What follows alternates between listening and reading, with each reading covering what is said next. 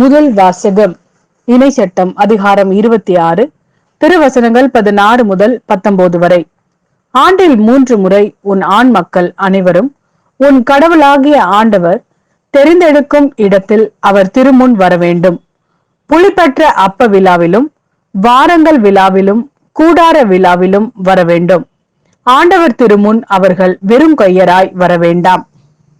உன் கடவுளாகிய ஆண்டவர் உனக்கு ஆசி வழங்கியுள்ளதற்கேற்ப ஒவ்வொருவனும் தன்னால் ஆனதை கொண்டு வருவானாக.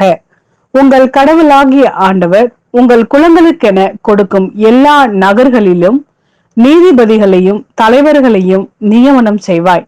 அவர்கள் நீதியுடனும் நேர்மையுடனும் மக்களுக்கு தீர்ப்பு வழங்கட்டும். நீதியை திரித்து விடாதே.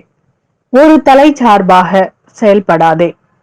கையூட்டு வாங்காதே, ஏனெனில் கையூட்டு ஞானிகளின் கண்களை குருடாக்கும், நேர்மையாளரின் வழக்கை புரட்டிவிடும். இது ஆண்டவரின் வாக்கு. இறைவா உமக்கு நன்றி. மத்தேயு எழுதிய நற்செய்தி அதிகாரம் 5, திருவசனங்கள் 43 முதல் 48 வரை. உனக்கு அடுத்திருப்பவரிடம் அன்பு கூர்வாயாக, பகைவரிடம் வெறுப்பு கொள்வாயாக என கூறியிருப்பதை கேட்டிருக்கிறீர்கள். ஆனால் நான் உங்களுக்கு சொல்கிறேன், உங்கள் பகைவரிடமும் அன்பு கூறுங்கள், உங்களை துன்புறுத்துவோருக்காக இறைவனிடம் வேண்டுங்கள். இப்படி செய்வதால் நீங்கள் உங்கள் விண்ணக தந்தையின் மக்கள் ஆவீர்கள். ஏனெனில் அவர் நல்லோர் மேலும் தீயோர் மேலும் தம் கதிரவனை உதித்தல செய்கிறார். நேர்மையுள்ளோர் மேலும் நேர்மையற்றோர் மேலும் மழை பெய்ய செய்கிறார். உங்களிடத்தில் அன்பு செலுத்துவோரிடமே நீங்கள் அன்பு செலுத்துவீர்களானால் உங்களுக்கு என்ன கைமாறு கிடைக்கும்? வரி தண்டுவோரும் இவ்வாறு செய்வதில்லையா?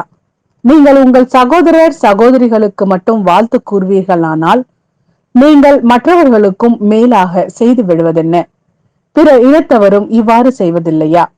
ஆதலால் உங்கள் விண்ணக தந்தை நிறைவுள்ளவராய் இருப்பது போல நீங்களும் நிறைவுள்ளவர்களாய் இருங்கள்.